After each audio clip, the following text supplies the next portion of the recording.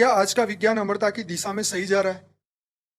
देखो, विज्ञान वाले भौतिक विज्ञान है, 5 तत्वों वाली दुनिया में 5 तत्वों को अमर बनने की वही राक्षस जैसा काम कर रहे हैं। अच्छा। जो राक्षस कहते हैं मुझे 5 तत्वों में अमरता हाँ, चाहिए, तो ये विज्ञान भी यही कहता है। तो विज्ञान तो भौतिक विज्ञान, जो भौतिक विज्ञान है, भौतिक ज्ञान है, वो राक्षस का ही ज्ञान है। देवता का ज्ञान नहीं है कि देवता अमर लोक में रहते हैं, हाँ, या ब्रह्म ज्ञान, ब्रह्म ज्ञान भी नहीं है। तो ये सब राक्षसों का ज्ञान है। मतलब ये जो आज का विज्ञान भौतिक है, विज्ञान है और राक्षस, भौतिक माना राक्षस।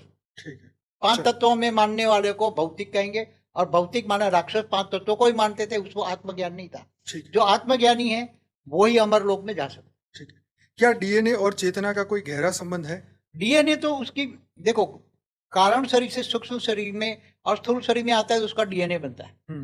तो जो मन का कारण ही डीएनए है, मन बदलता है तो डीएनए बदल जाता है। ओके।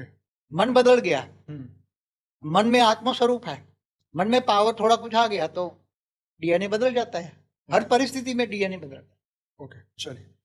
क्या फ्यूचर में मनुष्य अमर होगा या यह सिर्फ कल्पना है? कल्पना है, कोई अमर, यहाँ कोई अमर होने वाली बात नहीं है। जो ये भौतिक विज्ञान वाले कर रहे हैं ना, वो कोई यहाँ अमर लोक बन ही नहीं सकता। मृत्यु लोक है, अमर लोक कहाँ बनेगा? सही बात। क्या क्लोनिंग अमरता की ओर पहला कदम? क्लोनिंग तो वो जो जैसे जैसे वो मनुष्य है तो मनुष्य का क्लोनिंग करके मनुष्य बना सकता है, ठीक है, मगर उसके अंदर आत्मा को थोड़ा अमर बना सकता है, वो टेम्पररी होता है। पर बाबूजी आजकल कह रहे हैं ना कि नसें डुप्लीकेट बना के डाल रहे हैं, लीवर बना के डाल रहे हैं। वो स्थूल चेंज कर सकता है शरीर के अंदर, जो 5 तत्वों का शरीर है ना, वो तो यही चाहते हैं ना कि यही शरीर अमीर बन जाए, या थोड़ा वो जैसे तो राक्षस वृत्ति है। 70-80 साल चलता है तो राक्षसों 200 ने साल। हजारों साल तपस्या करके ब्रह्मा से वरदान मांगा, महादेव से वरदान मांगा, तो भी उसको ये वरदान नहीं मिला।